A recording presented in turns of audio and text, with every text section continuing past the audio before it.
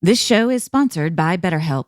There's still so much stigma around men's mental health, and it's time we start talking about it. Men today are under intense pressure to perform, to provide, and to keep it all together. It's no wonder over 6 million men in the U.S. suffer from depression each year, often without ever getting the support they need. But here's the truth for all of us. It's okay to struggle, and real strength doesn't come from pushing through alone. It comes from opening up and getting help when you need it. Whether it's with a friend, a loved one, or a therapist, talking it out can make all the difference. Therapy isn't just for crises. It's for learning how to set boundaries, develop healthier coping strategies, and becoming more of who you're meant to be. And BetterHelp makes that easier. As the largest online therapy provider in the world, BetterHelp can provide access to mental health professionals with a diverse variety of expertise. Talk it out with BetterHelp. Our listeners get 10% off their first month at betterhelp.com/bestofyou. That's BetterHelp, HELP.com/bestofyou.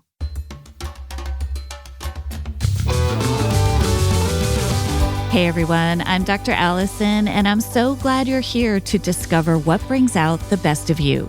This podcast is all about breaking free from painful patterns, mending the past, and discovering our true selves in God. I can't wait to get started as we learn together how to become the best version of who we are with God's help. Hey everyone, and welcome back to The Best of You. I'm your host, Dr. Allison, and I'm so honored to bring you today's episode with the incredible Rachael Clinton Chen. Rachael is a trauma practitioner, a pastor, a teacher, and a spiritual abuse expert at the Allender Center, which is housed within the Seattle School of Theology and Psychology. She holds a Master of Divinity from the Seattle School, and she's spent years working at the intersection of trauma, faith, and healing. Rachael has just a rare gift. It was so fun to talk with her throughout this conversation. She brings theological depth, psychological insight, and just such a real and embodied presence to some of the most complex conversations around harm and healing in the church. In this episode, Rachael opens up about her own story from an early call to ministry at 12 years old in a system that didn't know what to do with her voice, to the healing journey that led her to reclaim her gifts and help others do the same. You'll hear her story as well as how she began to recognize the impact of spiritual abuse in her own life and why she's so passionate about helping others reclaim a safe and sacred connection with God.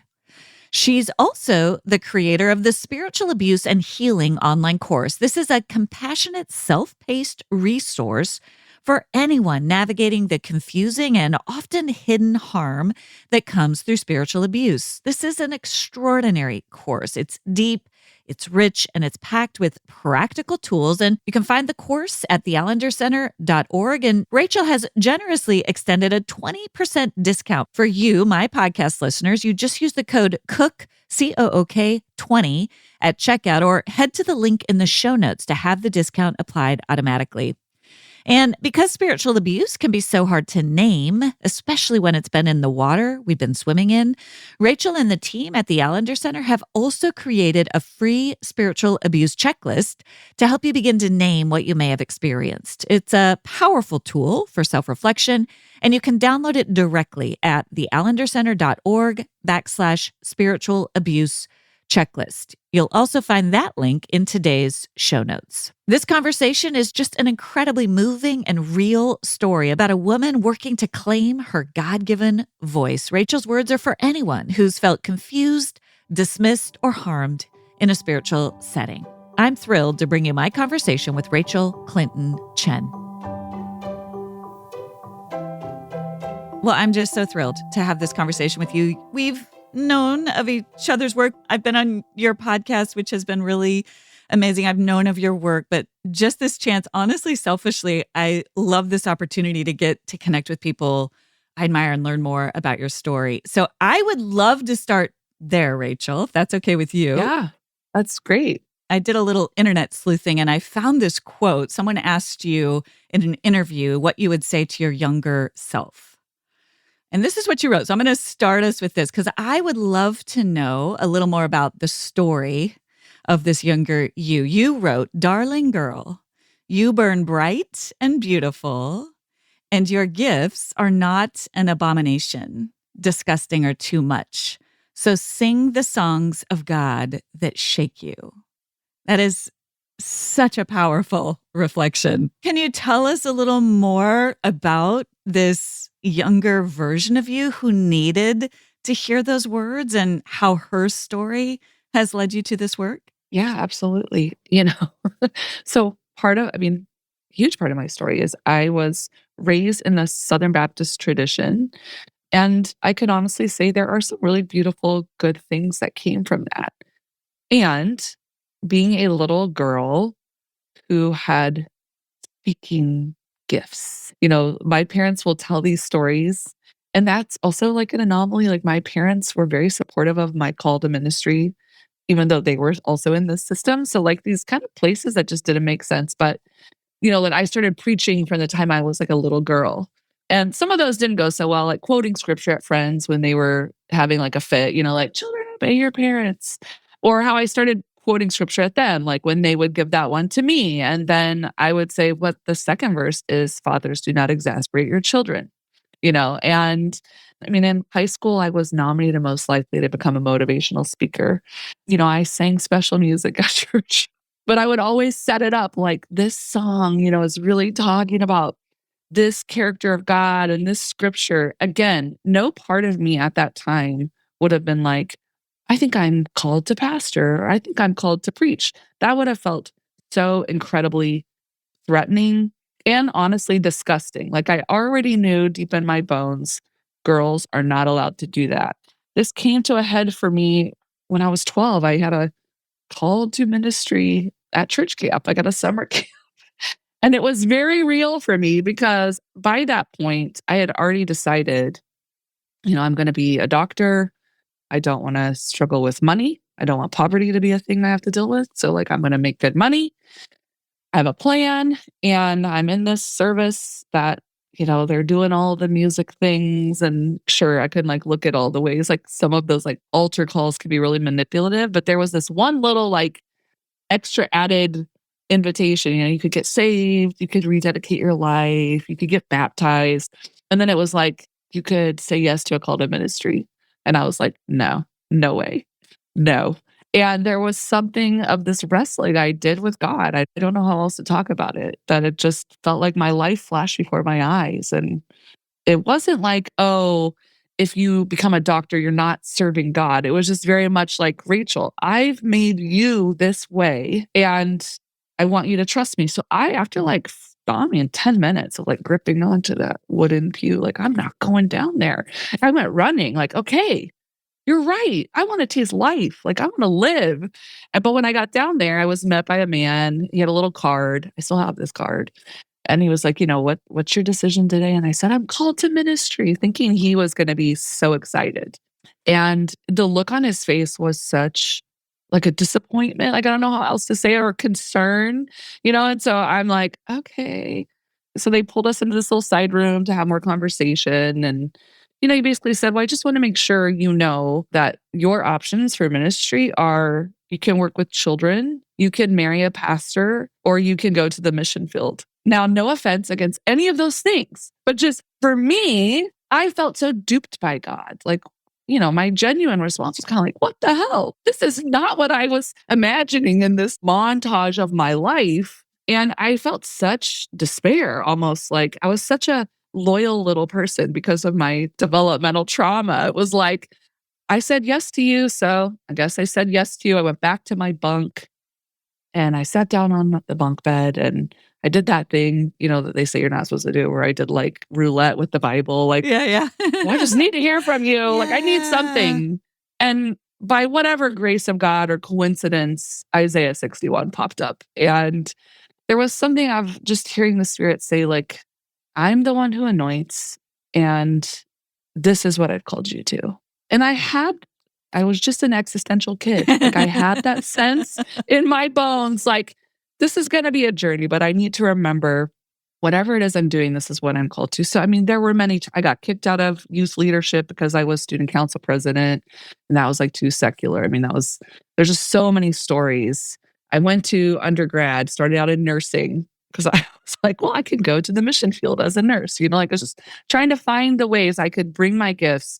Turns out not supposed to work with bodies at all. Like couldn't handle blood. It was like very like, what are you doing? Switched to biblical studies and sociology. At every turn had people saying, keep going, but also like, don't go here. So I just think that little girl had so many beautiful gifts that it wasn't until I was 27 and in seminary at the Seattle school that like the first person called me a pastor. And I just think so much of what she felt was almost like, what's wrong with me?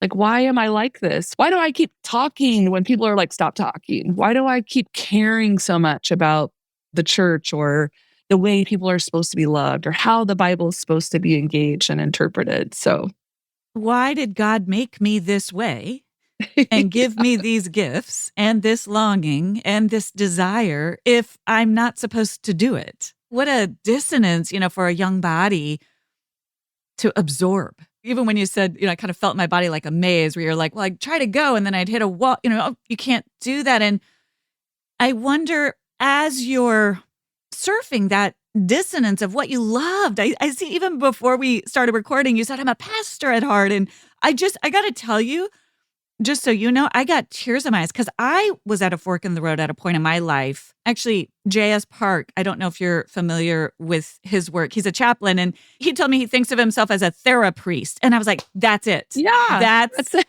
I feel like I straddle that line of wanting to pastor people because I believe in community. I believe in the body. I believe in systems. But my gifts are a little more in the one-on-one space, but I don't think the two are divorced. And so when you said, I'm a pastor at heart, I was just like, oh, everything in me just lit up like, oh, how beautiful that you know that. And so I'm curious, what were your breakthrough moments where people came alongside of you and helped you? I could imagine someone never leaning into that with some of the roadblocks that you had. So someone or some things had to come into your path that helped unlock that and give you the freedom to just lean into it. Yeah. I mean, I went to Oklahoma Baptist University, which is a Southern Baptist liberal arts school. And I had incredible professors who, the female contingency in the School of Religion was very small. We were very, very small. And they just celebrated our wisdom, like invited us to dream. It was one of my professors that said, you need to go to seminary. Like you're in the right field, but don't go to a Southern Baptist seminary because you won't get the same education. You will face a lot of obstacles to your gifting, but there are a lot of other places out there that will welcome you and say, yes, again, there will be obstacles because of the world we live in, but there are better options. I mean, at the time I was like, I'm not going to seminary. I'm so tired of thinking about God academically, but I appreciated someone believing in me. And yes. From inside a culture that didn't necessarily sanction that your had gifting. very explicitly said, you cannot, and it would be an abomination for you to do so. Like literally those words, right? Abomination. Kind of imagine you're going to get like struck by lightning or something. And so I had professors, not only were they saying those things explicitly, but they were giving us critical thinking skills and opening windows and doors is kind of the way I would think about it. And I did have like mentors along the way. Again, never full out saying you need to do these things, but at least affirming we see these really good gifts in you. Like, things got tricky there for a while because part of how I got to Oklahoma Baptist University is I was set up in a very abusive relationship with one of my youth leaders who actually was graduating from there. So it was kind of like, well, I'm going to go there because he's there. So these weird places that really, I think, came out of awful circumstances for me also opened the door to keep going. And, it's funny, I was actually in Rwanda kind of pursuing my mission filled, like, well, I tried the parachurch ministry route because I was like, well, they kind of have women, but you have to be married to a man in a lot of those contexts. And that didn't work out for me. That's a whole story. So I was in Rwanda kind of doing mission work with the youth group I was working with. And I met this group of Christians from Portland, Oregon. And they were just really normal Christians. I don't know how to say it other than like they all went to therapy. I had never heard of Christians that went to therapy. They were very affirming of my gifts. They were kind of like, there's some great seminaries in the Pacific Northwest. When I went to the Seattle school, I really considered, I think that wrestle for so many people around like when you have healing tendencies, like, should I go the therapeutic route? Like, I'm really good at this. And I was considering switching to the counseling program. And one of my mentors at the school was like, what are your favorite classes? And I was like, hermeneutics, Greek, and this class on the epistles. And he was like, okay, well, I think you need to pay attention to that because most people sitting in a hermeneutics class aren't like, I love this. This is amazing. So I did have these kind of people along the way saying like, keep going. We see these things in you. You're not crazy. You're not grasping for something that's irrational, or because I think there was a lot of like, oh, you're grasping for power. And it's just like, I don't want power. Believe me, I don't want power. And again, I hear in you just sort of that dissonance between this is how I experience myself and God. And yet, for whatever reason, these people outside of me have to interpret that in a different way because it can't be. And I think of so many, I think of my listeners who maybe didn't have that same calling, but felt like they couldn't lean into the fullness of who God made them to be. And how painful that is, and how that can, in your case, thankfully enough kind of came in that helped you stay true, but also the pain of how long that took and how easily that could have prompted you to exile those parts of you. Oh my gosh. And in some ways I did at different seasons, but I know so many people, so many women especially, who like will say to me, man, I felt that similar calling too, or I felt like I had similar gifts too, but it was too painful. Like they didn't have the resources, they didn't have the support, or they experienced enough harm in those contexts that it was like, why would I ever want to have anything to do with these people or this God? That's even more to the point. Just leave altogether. This is a little bit of a side note, and everybody probably asks you this, but did you read Beth Moore's memoir? I did, because let me tell you, Beth Moore was one of my, she was someone I was watching do what I felt called to do. And also like content finding a way to do that within the system that like honored all the rules. And so I was watching going, could I do that? And so then to see just her heartbreak and, her prophetic voice to say, what is happening here? Like, is this who you really are? And then to hear her story. I think that's why it spoke to so many of us. All of what she was able to do didn't come without a cost to her. Exactly. And it didn't return the honor that she bestowed, was not returned to her. As the temperatures start rising, I always get that familiar urge to refresh my closet. But I've stopped wasting money on pieces I'll only wear once or just one season. And that's where Quince comes in.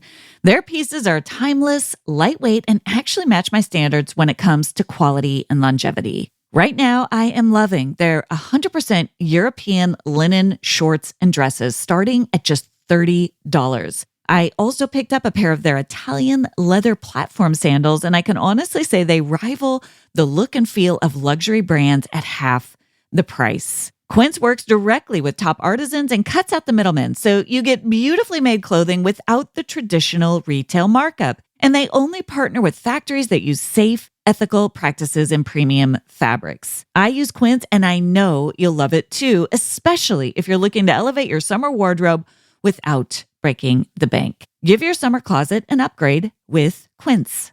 Go to quince.com/bestofyou for free shipping on your order and 365-day returns. That's QUINCE.com/bestofyou to get free shipping and 365-day returns. Quince.com/bestofyou.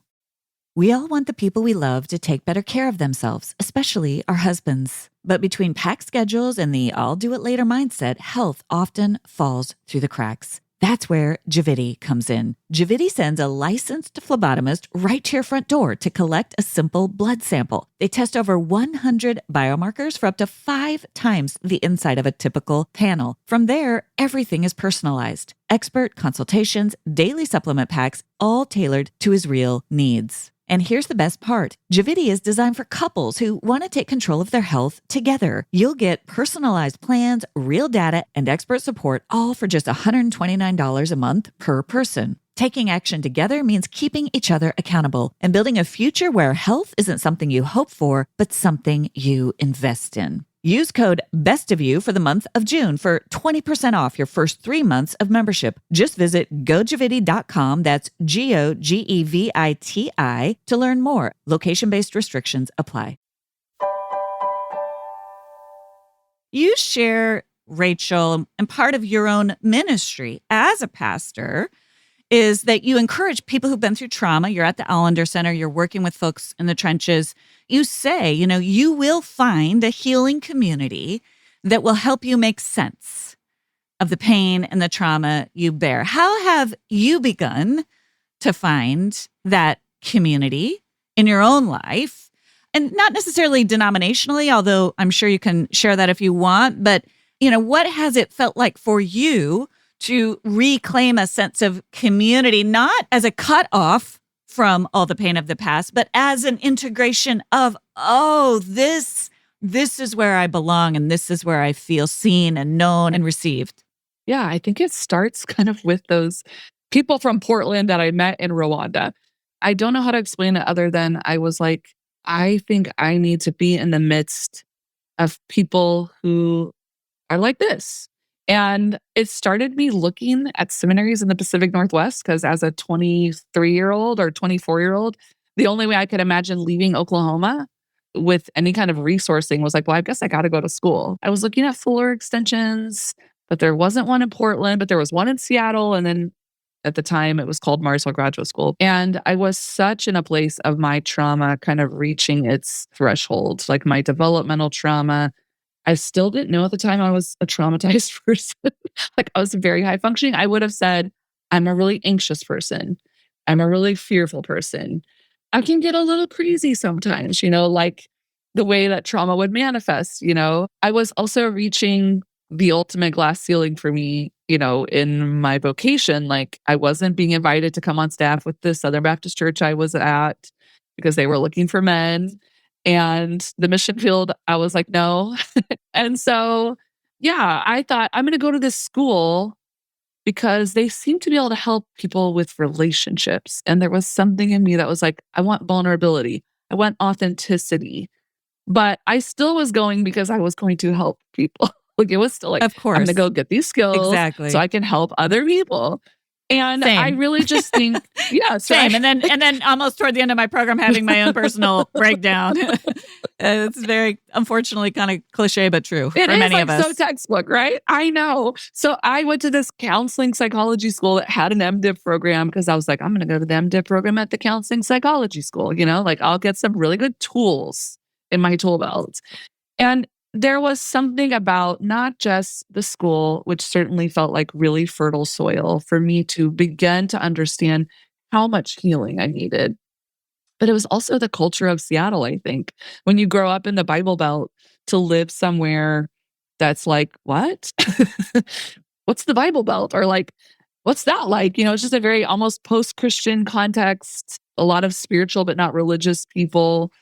And there was something very healing for me being in a context that just didn't require me to try to figure out what's real or what's not real. Like if people were going to church on Sunday in Seattle, it wasn't like just culturally Christian. It was like they went because it was a value to them and they really wanted to go. I had the same experience in Boston because the reality for folks who come out of more Christian culture, like the Bible Belt, I came out of a small rural town, but it's exactly what you say, because there are so many fewer Christians and because there is more of an authenticity, it has to be very real. People are less picky about the details, about the minors of what you believe. They're just so happy that you have faith, So there's so much more tolerance around some of the, and it's just like so refreshing. It was. There was just something. Also, it's beautiful. Seattle's beautiful. The nature and the water and the mountains, everything felt so big. It's almost like whatever mess I had or whatever chaos I was dealing with internally, it just felt like this was a spacious place. And very quickly into my program, it was kind of like I had sociology, I had theology and biblical studies and philosophy, and I had all these frameworks. Anthropology had been so helpful for me making sense of like my experience in the human experience, but I did not have psychology. And it was like the missing piece of the frame that then all of a sudden, rapid healing opportunities, someone inviting me to think about the past as a helpful interpretive frame. It was like they were using my language, like, this could be you. There's some hermeneutical Hermeneutic. shifts you need to make, Yeah, right? totally. Like, there's ways you're making meaning because that's what hermeneutics means, like how we interpret the art of reading, the art of meaning making. And so it was like, there are ways that you've understood yourself that are actually cut off from your context. And that context will help you understand how these things came to be.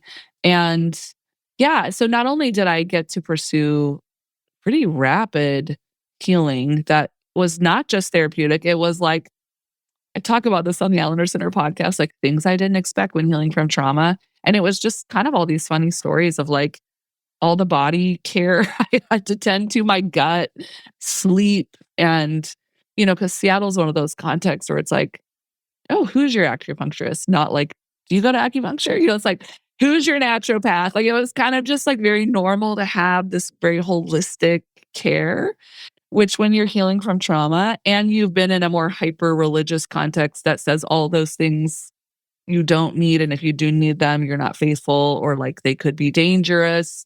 It was just such a kind context. But I also think getting more tools, like I said, with the different education I had gotten to actually understand God, to come back to the text, to imagine like, what is a community of people trying to follow in the way of Jesus? What could it look like? What's it meant to look like? Like being in an MDiv program that said, you have to take trauma seriously. We have to take the human experience seriously. We have to take our context seriously was also like deeply healing and restorative to me to get to play in not just deconstruction, which I did, but to also be invited to imagine a way forward that didn't have to just be reactionary. I love the word imagination, right? That imagining a whole different way of being with God. And really, in my mind, is more biblical, more rooted in good theology, which is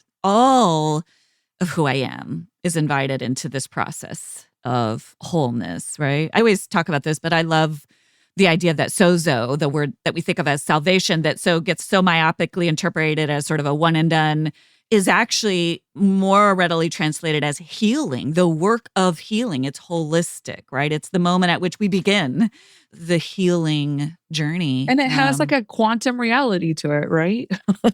Like it's happening, it will continue to happen. Yes. Yeah. I love that. All of this leads to, Rachel, your work now. And thank you for kind of giving us that context, right? Because I do think our work develops out of our contexts, to your point. This term spiritual abuse that I think more people are becoming familiar with. It's more talked about, but also many people maybe don't really understand what it means. And is that really a part of my journey? Isn't that for those extreme cases of, severe abuse or violence in the church, kind of a very one-dimensional view of what that means? How do you think about it? What are some common ways it shows up in churches, in faith communities? Help us segue a little bit about how you view spiritual abuse. Yeah, it's a great question. And I'm actually going to start with one of your quotes because you recently posted something on Instagram that I think actually captures the core of what spiritual abuse is. You said all trauma causes you to question your worth, but spiritual trauma adds the terrorizing layer that God might question your worth too. And I think at its core, spiritual abuse is such an attachment wound. It's a faith wound. It's a trust wound. I think the most simple way to think about spiritual abuse is this misuse or abuse of spiritual authority or power to harm, to control, to manipulate, to exploit, and like doing it in God's name. So I often say, like, spiritual abuse can really, I mean, there's a bunch of people who say this, the Reclamation Collective, the Religious Trauma Institute, but this sense of like spiritual abuse can happen in any kind of relationship where there's a power differential and trust is being exploited, where there's this sense of, yeah, I have some spiritual authority. So it can happen in a family system. We see this a lot with the Bill Gothard methodology to Shining Happy People. Like that was playing out a lot in family systems. Like the whole point was like the family system is like God's house, is the church. It can happen in school settings. It can happen in nonprofit settings. It can certainly obviously happen in churches. And it really can range from the subtle to the extreme. So for the most part, yeah, when we think about spiritual abuse, we'll be like, oh, well, someone escaped a cult. Like that was clearly religious trauma. But it can also happen in like maybe you were a part of the 90s and the 80s and the 2000s purity culture movement where you took in a certain ideology about your body, about your sexuality, that the more research that's coming out is showing that actually had very spiritually abusive harm because it tied a certain sense of morality and sexuality with salvation and worthiness of God, right? Like this question of like, does God question my worthiness? Like, am I beloved in God's eyes? I think that's a really helpful framing. And I want to just speak to the listener. I think sometimes one of the reasons when we're naming something, when we name something like spiritual abuse, we are not necessarily imputing abuser to the person who, the context in which that happened. The reason I want to say it, sometimes it is. Sometimes there are contexts in which, and I think it's important, I'm going to try to distinguish this because there's an important naming of, oh, this was an abusive environment. Maybe the people involved in this environment, if we separate out the really extreme cases, kind of believe some bad theology. And I know this in my own case, like, I think there were good people who believed some bad theology, just like I did have at certain points in my life. And that doesn't take away from that toxicity to my own inner system. And when we're talking about naming things, sometimes we can shy away from these words like abuse or trauma because it's like, well, that means I have to sort of throw out the baby with the bathwater. And I think that happens. I think people do that. They start calling everything abuse or trauma when in fact, what we're trying to do is name a reality. That's why I love how you talk about it. This is something that harmed my sense of God-made worth in the name of God. And that is inherently abusive regardless of the intentions. I'm trying to find this nuance from the social media world. Yeah, it's hard. The social media world is really hard. Yeah. One of my colleagues, Rebecca Vickery, she's a therapist. She's a part of the Purity Culture Research Collaborative. She's brought these frames to us in our work at the Allender Center, and I just think it's been so helpful and actually like exactly what we were speaking to. She brought these categories of abuse or like types of abuse. And so she talks about narcissistic abuse. Obviously, we can look at that and go, there's some intentionality to that. Sadistic abuse, we know we're in the category of very explicit abuse and reenactment abuse. So she's talking about like there may not actually be an intentionality to the abuse. Like the intentionality might be really good. It's where people are actually reenacting their own trauma. So where you have someone who comes from a very traumatic environment, a lot of chaos, they're going to be really drawn to high dogma, high control context because it promises a lot of certainty. It promises clear boundaries. It promises belonging and goodness if you abide by the rules. And so a lot of people have experienced spiritual abuse. Maybe their parents found themselves in a certain system because they really wanted something different for their children than what they had. They wanted something different for themselves. And it's like spiritually abusive systems use a lot of grooming, use a lot of gaslighting. So you get so far into this belonging before you realize, oh, maybe there's some things happening here that aren't that great. Or maybe this system is actually perpetuating other forms of abuse because hierarchical structures might invite a narcissistic abuser or a sadistic abuser into the midst. So I think absolutely you're right. It can get so tricky. It's that sense of like exactly what you said. It's not always about intention, it's about the impact. And so how do we reckon with the impact and honor our experience in our bodies and like the trauma that needs to be tended to that might not always need to like point to a narcissistic abuser or a sadistic abuser in order to feel like our experience is valid or worthy of good care. And that could be really confusing. And I do think we have a very kind of reactionary social media culture that is actually moves more towards splitting, as like a therapeutic frame than actually reclamation and recovery. And maybe more restorative justice that has imagination. And that has nuance and it's not just a quick label.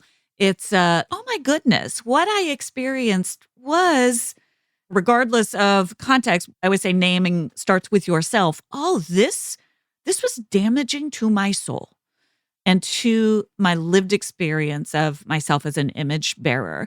And then part of that reclaiming and that recovery process is also part two. Oh my gosh, that was a narcissistic culture. Or, oh my gosh, that was a sadistic culture. Or, oh my gosh, those were people that were caught up in something that they didn't even know they were caught up in, right? There's different ways to frame it. And also, and most of us who have experienced spiritual abuse also perpetrated like spiritually abusive harm, right? Because you're part of the system. Like one of my colleagues talks about this with regard to purity culture, how she, in her fear towards a friend who came out to her, just pushed away and exiled. And how many of us hold stories where, in order to stay in the belonging, we were harmful to other people. We might be a part of their stories. And so how do we step into this place where the part of the healing is not just individual, it does move toward more of a collective, restoration and repair. 100%, 100%. I love how you're just in this very real conversation speaking to that, because I also think that's where backlash can happen when we see people online who we know, like, great that you're calling all this out now, but I remember when you were the one doing all of this, right? And that can sort of do damage to some of this very important work of naming. So yeah, I just appreciate how you're describing it, even out of your own experience, right? Something happened here that did harm. And maybe some of those people didn't mean to hurt me. Maybe some of them did. It doesn't Right. matter. What's true is this was harmful. Yeah. And I mean, for me, I think in 2018, Dan was like, would you want to do a podcast with me on spiritual abuse? And I was like, that's a really weird term. Sure. We had done some stuff on like spiritual warfare, which I was like, that's crazy. But yeah, let's talk about it because that's been weaponized for people. And also there's a place and a power in like contending with spiritual energy and the metaphysical world. So spiritual abuse to me was like, I kind of understand what you're talking about, but let's talk about it. And it was in the middle of this podcast where I was sharing about this experience being set up in a relationship with this youth leader. I was sharing about this particular church we were at, which was so much more fundamentalist than any other church we had been a part of, and how quickly this secure attachment I had with God that had always sustained me, even in the midst of so much developmental trauma, had always been this safe sanctuary, started to get twisted and distorted and became so much more anxious and like I couldn't fail. Failure became so much more not an option with God. Whereas before that felt like the boundary lines were so much more expansive. And it was like in the midst of this conversation that all of a sudden I was like passionate about people who have been harmed by the church or who have been harmed by religious authorities getting to have access back to God. That's how I would have talked about like my sense of what drives me in this work with the Allender Center. And I'm in the midst of this conversation, and all of a sudden I'm having that realization that's like, oh my gosh, like I'm passionate about it because it's my story. I want people to have liberation and reconnection and healing because that's what I needed in order to recover and reclaim this kind of sacred birthright, which is like this connection to the divine or to God that gets to exist in our bodies, in our mind, in our soul. And so Yeah, I think for me, it was kind of like, this is a new level of understanding because I could have said, I've experienced clergy abuse, emotional abuse, sexual abuse, these different things, but I had not seen the spiritually abusive elements at play that made the setup even more profound, that the impact got intensified. And began to contaminate your attachment with God, which is, to use how you and Dan talk about spiritual warfare, which I love, in the realm of evil. Switch to Verizon Business and get more from your internet without paying more for your internet. Get LTE Business Internet starting at $39 a month when paired with select business mobile plans. That's unlimited data, and with it, unlimited possibilities. Start saving today with Verizon Business, ranked #1 in small business internet customer satisfaction by J.D. Power. Starting price for 25 megabits per second LTE internet plan with smartphone plan savings, plus taxes, fees, and economic adjustment charge. Terms apply. For J.D. Power 2024 award information, visit jdpower.com/awards. I think you're on mute. Workday starting to sound the same? I think you're on mute. Find something that sounds better for your career on LinkedIn. With LinkedIn Job Collections, you can browse curated collections by relevant industries and benefits, like flex PTO or hybrid workplaces, so you can find the right job for you. Get started at linkedin.com/jobs. Finding where you fit. LinkedIn knows how. Rachael, for someone listening who maybe like you is kind of sensing something's off, but doesn't know how to give language to it in their spiritual environment, what are some internal cues or even some external red flags you encourage people to look for? Well, I will just name that we did create a very simple, it's not exhaustive resource at the Allender Center because of this, right? Because in many ways, like spiritual abuse is hard to recognize because it's the water we're swimming in. And also, I would just say there are people who are probably even more activated right now because I actually think we're seeing spiritually abusive power really amplified right now on a national stage. This fusion of religion with like political power that's actually very dehumanizing in many ways. And that's very confusing, right? Because it's supposed to be good things. You know, we're hearing this conversation like empathy is a sin, right? Like there's very confusing things at play from a national stage that are incorporating Christian religion and spirituality, Christian language, Christian symbols. So I say that more like if people are feeling like an extra activation right now and trying to make sense of why, maybe there could be some grace and mercy to your body because it's pretty pervasive right now and very like in our face. But we created a self-guided checklist that is really just kind of to help you identify some signs of the impact of spiritual abuse, maybe on your life or other people's life. And you can download it at the Allender Center. I think you'll have the link in the show notes if something people want to check out. But it's kind of just taking you through different ways that maybe you might be experiencing spiritual abuse. And for me, one of the top signs that I'm always looking for is, do I feel safe when I'm thinking about talking to God? Do I feel permission to bring my full authentic self? Or am I having to hide parts of myself? Now that gets tricky because some of that's just in the realm of like bad theology, right? And would we say, oh, like that was intentional spiritual? I just think it's spiritually abusive to encounter bad theology. It's assaulting the core of who you are and your relationship with God, Fair enough. right? So I don't know if we have to make it as big of a thing, but notice, I remember for me vividly, even recently, just being in a space where I was like, I need a code switch. It's not safe. I don't know what was happening, but I felt it. It's different. In my mind, that is a little different from being in a space where I'm like, I don't agree with everything that's being said here, but I'm connected to myself. I'm connected to God. I can hold on to myself. We can disagree about some of these things. Then, oh, it's not safe here. It is not safe here for me to be a woman with doctor in front of my name.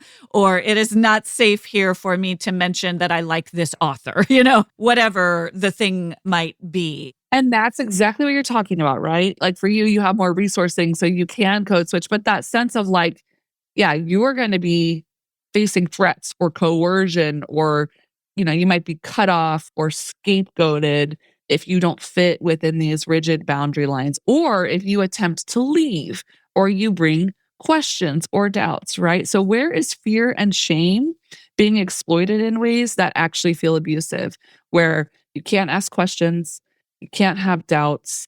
If you aren't loyal to someone, then you're evil, right? Where there's just this kind of switch. Can you trust your gut? Do you have permission to have an internal wisdom, or do you have to seek an authoritative voice to make decisions? Like, you may be in the midst of a spiritually abusive relationship or environment.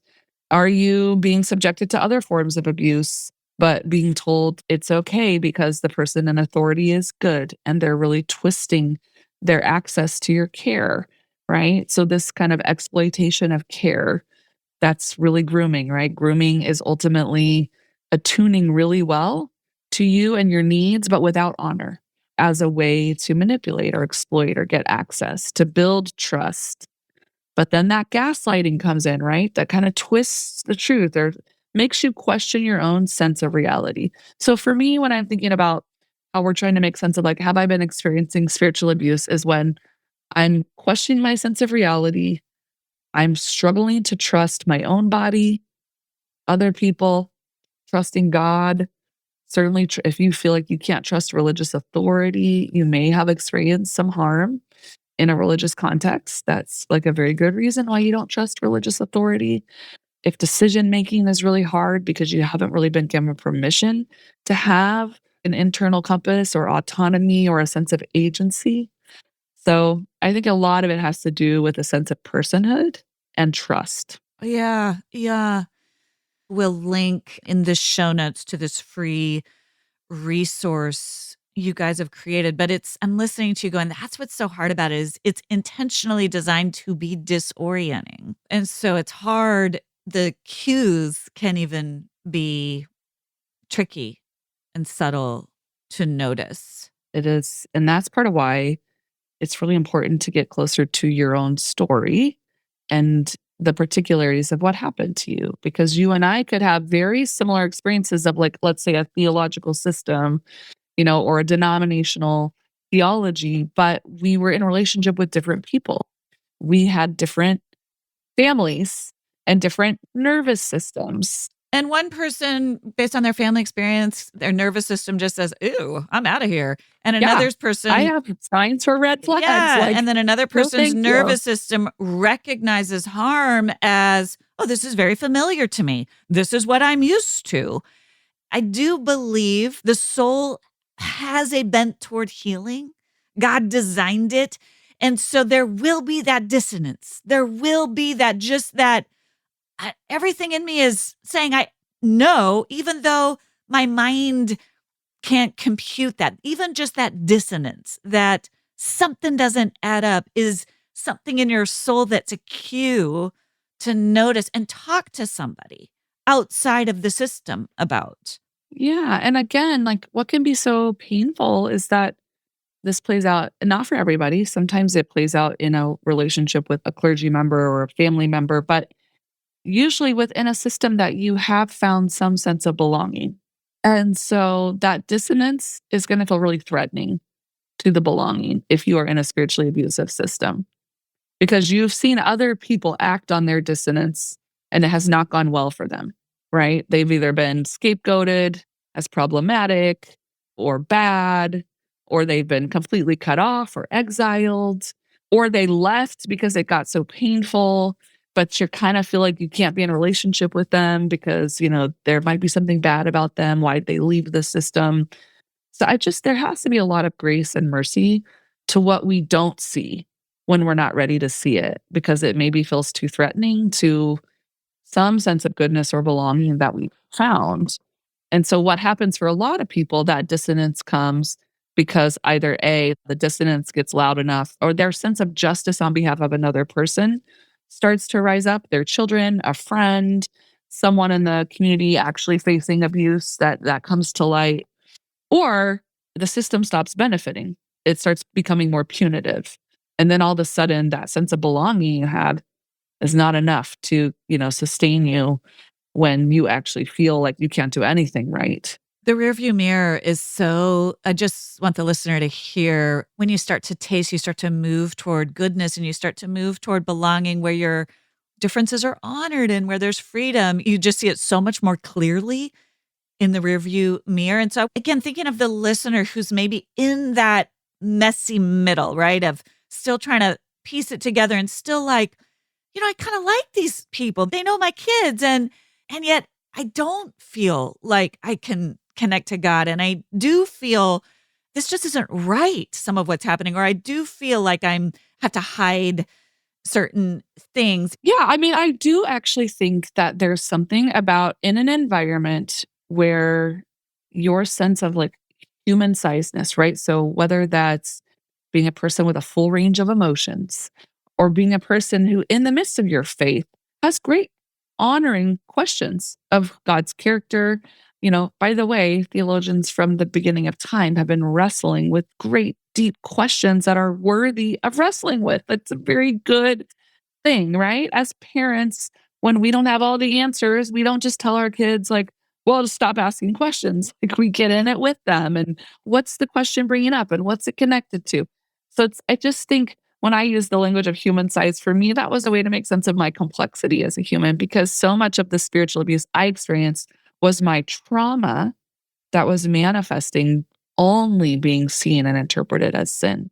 So my anxiety being named a failure of faith, right? Like, you're just fearful. And, the number one spoken phrase in the Bible is do not be afraid. What I actually needed was merciful care to my body. I was getting, again, often from well-intentioned people, things being weaponized against me. So human sizeness for me is just a way to honor, like, we're humans. And if we're in a system where we're starting to see this may not be a place I want to be, but there's a lot of life connected there, I think there's no demand to move one way or the other, as long as you are reclaiming a sense of your agency, not dismissing the truths that you see. So not deceiving yourself, because sometimes when we've been in a really fundamentalist environment, we can move out of that environment into a different kind of fundamentalism, right? We see that a lot. That's part of what you're speaking to on social media. We're seeing like a different brand of fundamentalism that feels comfortable because here's who's in and who's out. I do think for anyone listening who is starting to question their sense of like what they've been experiencing, starting to see more clearly some things, make connections. If you're not under threat, there's no shame in really trying to discern what kind of belonging you want to give up or not, right? Like, I'm just a huge fan of like, there will come times where we have to make really courageous decisions that might mean leaving a certain environment, or it might mean cutting off relationship with certain people who aren't willing to repair in a way that like they're still doing harm and we need to set some boundaries. Or we have to step into more mystery than we've actually been spiritually formed to be able to tolerate. Like, there's no demand that we have to jump into these things until something necessitates that. So in the meantime, how do we get to practice building muscles? So maybe you want to stay in a community, but you want to start bringing your critical thinking skills to what you're learning. And maybe you're not ready to start like directly asking questions of the leadership, but you're making note of your dissonance in a way that's not dismissing it or silencing it. Those are like faithful acts in the small that have a huge dividend. Like Brene Brown's trust jar is kind of one of those, like, it's a way that you're restoring trust within yourself, reclaiming parts of your mind that just has a huge impact when we might be faced with decisions that feel so much more costly. That's so good. It's sort of cumulative. I love how you're describing that. You're sort of practicing the muscle of, I'm just going to try small ways of honoring my own humanity. I think there's real wisdom in that, just noticing and that awareness and that attunement. I do think healing often comes in those micro movements that eventually might lead to a major breakthrough or a major leave or but it's starting right where you are, just honoring, even just inside of yourself or to one other safe person. I recently was with a handful of all Christians, new people. I didn't know them. And one of the things that surprised me out of my own journey in this is what felt healthy to me, it is still a little bit like, wow, this is so healthy that I have to recalibrate it. But in my body, what feels like health is, gosh, there was differences. People weren't self-censoring. Different people, I could tell, were coming from different denominations, different church backgrounds, had different ideas about what's happening. Nobody was defaulting to easy labels. Everything was really nuanced. And it was so interesting because we had so much fun. We were laughing. I found myself being myself, maybe not unlike that group of people you encountered in Rwanda, where you're just like, gosh, what a delightful group of people. And then later going, I don't know where any of these people stand on any of these things. I just Right. know I did it. that Yeah. everybody was being real and I felt safe and we could say things and we could have real conversation and we could dig in. And so you can kind of back your way into health and be like, wow, that I think is what health is. Because I think sometimes when we know what we're aiming for, it can help us find it. What gives you hope today? And how do you conceptualize a healthy spiritual system? Yeah. I mean, at the core, I imagine health as like you knowing in the depth of your being that you are beloved to God and that you can rest in that promise that there's literally nothing you could do, no power that could separate you from that love, that there's just some sense of like, that is the truth. And yeah, I mean, a healthy spirituality to me really just feels mature when I think about development. It feels like there's enough secure attachment for people in their relationship with God.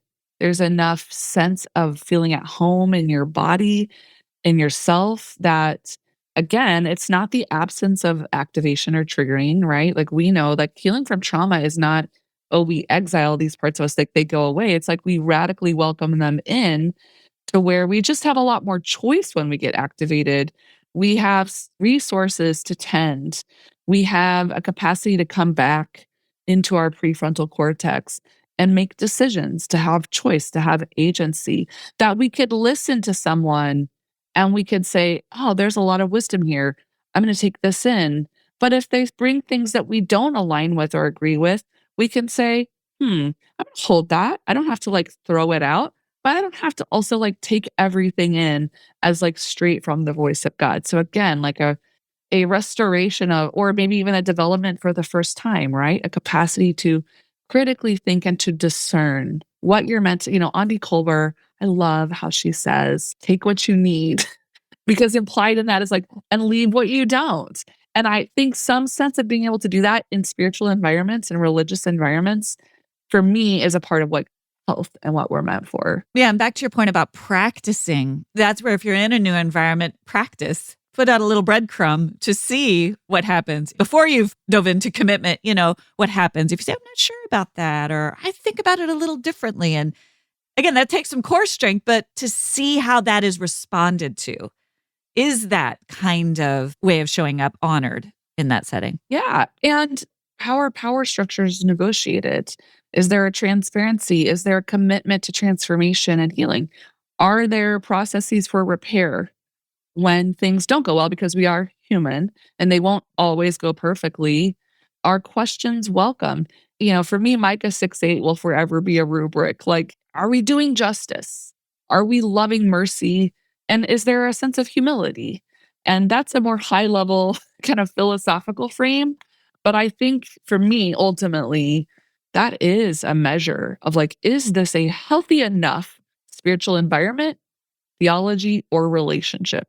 That's beautifully stated, Rachel. Toward that end, boy, I just feel like you and I swim in so many of the same waters. I feel like I could just have this conversation with you forever. You've got some really neat, really cool, and we talked about it at the top of the episode, but just tell people how to find more about what you guys are doing in this area for folks to help resource folks. Yeah, we are, you can find us at theallendercenter.org, but we've really been trying to build out some spiritual abuse resources. So we have some webinars that you can access. We have an online course that really was my love letter to like, how can I get a team of seasoned people who are also survivors together to provide a bunch of resources for people who want to move at their own pace in their own time, with reflection questions, with a robust resource guide, which you are a part of. There are so many people committed to creating healing contexts. And so just wanting people to feel less alone, We have some workshops where you can come do some story work in person. There's also trainings if you're kind of finding like, oh, I want to actually be more trauma informed. Obviously, we have our own podcast. We've done some episodes. So you can find all of that at theallendercenter.org. But mostly, I'm just grateful to be a part of a larger community committed to this work for various forms of harm. And what I find with healing is that healing from abuse is healing from abuse. Healing from trauma is healing from trauma.